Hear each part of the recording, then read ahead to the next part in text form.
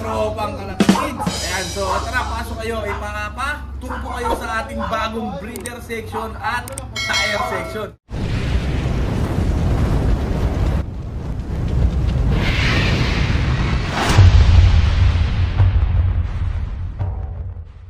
Tara mga tropa, so nung nakaraan, na-i-reels ko to.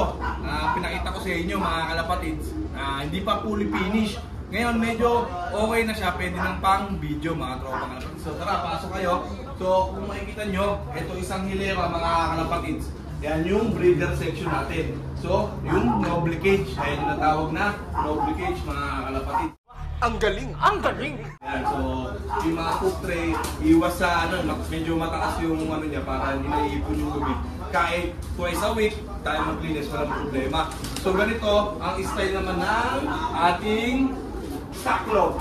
Yan, so nakahang din yung stock lock natin. So sa dumi, yung dumi sa baba, mas madaling linisin mga tropa, di ba? Mas mabilis sa trabaho yan. So ito, yan dami nating stock oh. Tapos dito yung mga konting stock. Yan. So ito wala itong divider. Yan, open to. Isang malaki yan to mga tropa. So ang lawak ng area. So masarap gumalaw pag ganitong kalaki yung area. Hindi pigil yung galaw mo, hindi limitado yung galaw mo mga tropa.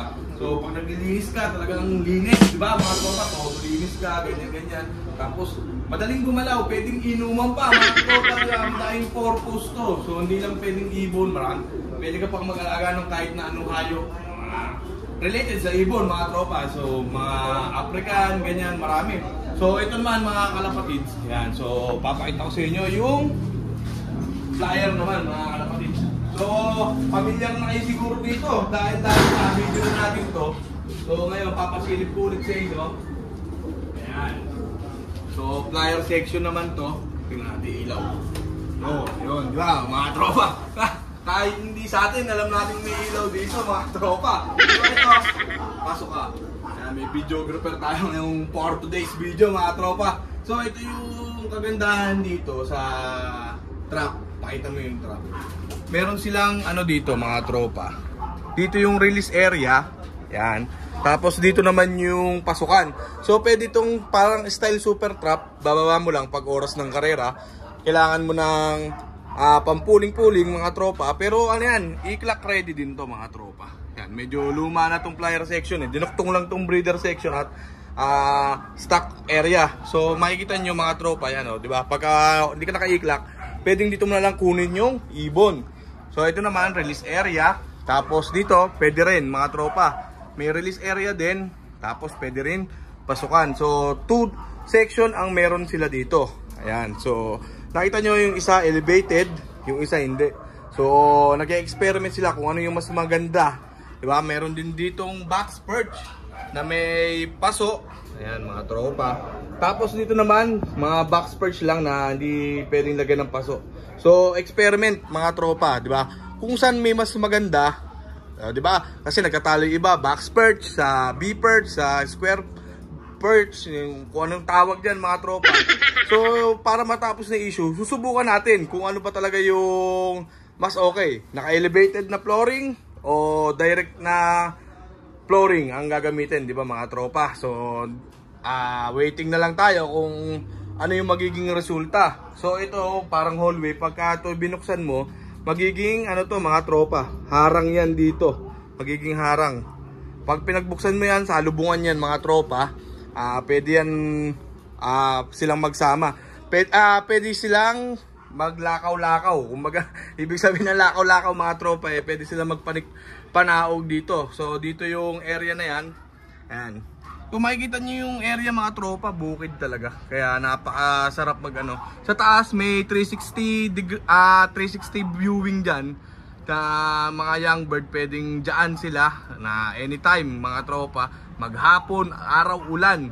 Yan, so kung nagpapalakas tayo ng resistensya ng ating mga flyers, dito natin sila patambayin. Pwede rin sa viewing. So araw, ulan, sagupa nila. So mas maganda sa ibon yun, pampalakas ng kanilang resistensya mga tropa. So ganun kalupit yan. So yung idea ng loop napakaganda.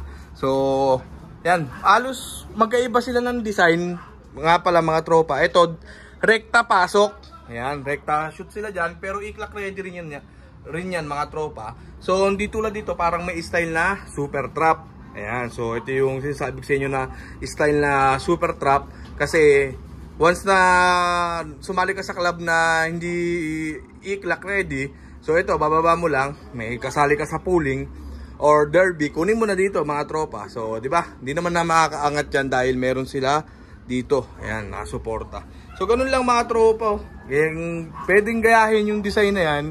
Ayan, sa mga bagong nagpapagawa ng loft, to magandang idea na to mga tropa. Halos ilang ano na rin yung pinagdaanan nito.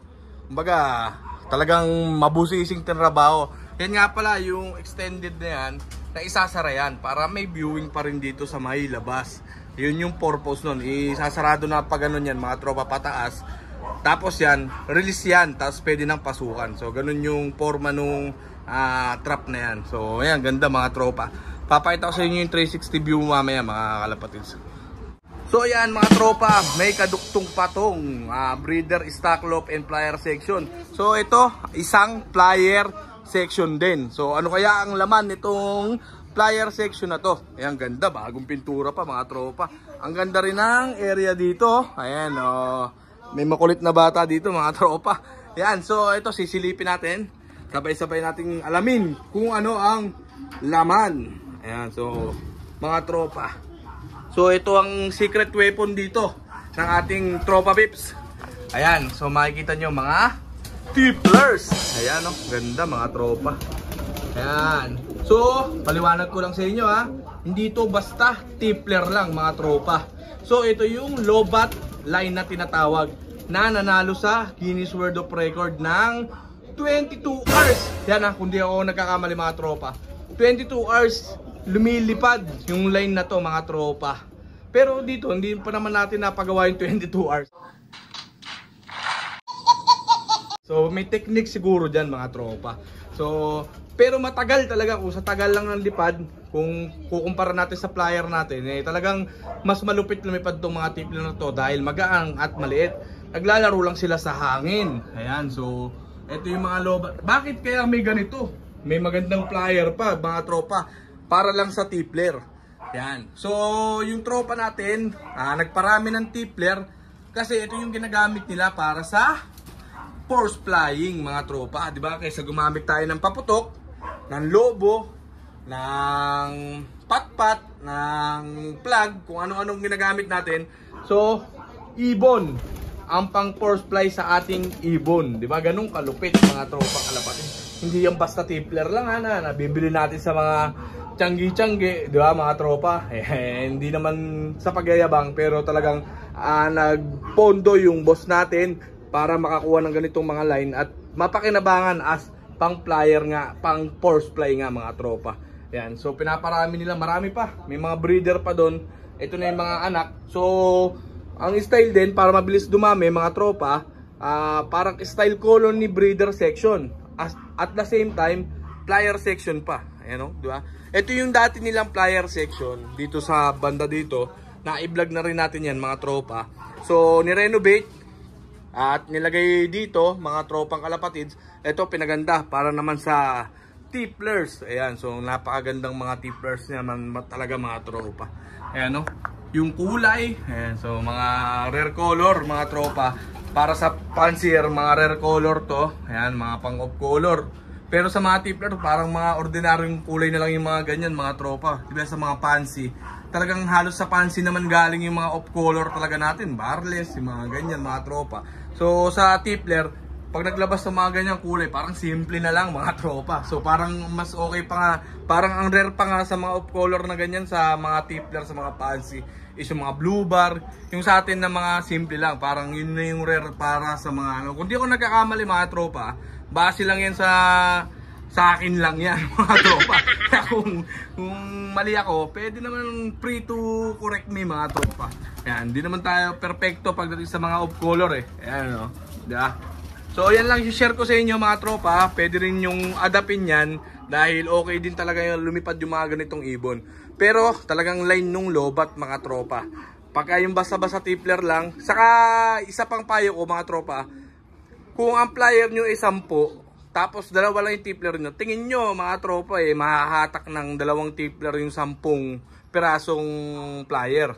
So syempre mas kailangan mas marami yung tipler para mahatak nila yung plier. So yun yung ano ko naman sa inyo mga tropa, tip ko sa inyo. Kung isa lang yung ganito nyo, tingin nyo mapapasunod nyo, di ba mga tropa? Parang majority dapat na mas marami yung ganito para mas dumami, mas tumagal yung lipad, gayahin nila yung lipad ng tipler. Kasi ang ma-adapt ng tipler na 2 sa 10 plier, syempre yung lipad ng 10 plier. So yun lang mga tropa, base lang din yan sa isip ko, kaya kung talagang mali, pwede nyong i-correct mga tropa. So yun lang mga tropang kalapatids. So yun mga kalapatids, bago nga pala tuluyang matapos tong video na to, sa mga nagtatanong kung sa Maclon Brothers ba to, syempre mga tropa, hindi. Yan, naki-video lang tayo kay Boss Sky Glory po to, sa tropa natin. So nung nag-release ako, marami nagtanong kung sa atin ba to. So wala pa tayong pinapagawang loop mga tropa. Yung loop natin yung pa rin, wala pang pinagbabago. Pero sa susunod mga tropa, malay nyo makachamba tayo at makapagpagawa rin tayo ng ganitong kagandang breeder at plier at stock area mga tropa kalapatids. So yun lang. Kung ikaw, bago ka sa channel namin, welcome sa Maclon Brothers TV. Kung ikaw nanonood ka at hindi ka pa nakasubscribe, subscribe ka na. Ring mo na rin yung notification bell para lagi kang lang updated sa mga latest videos natin.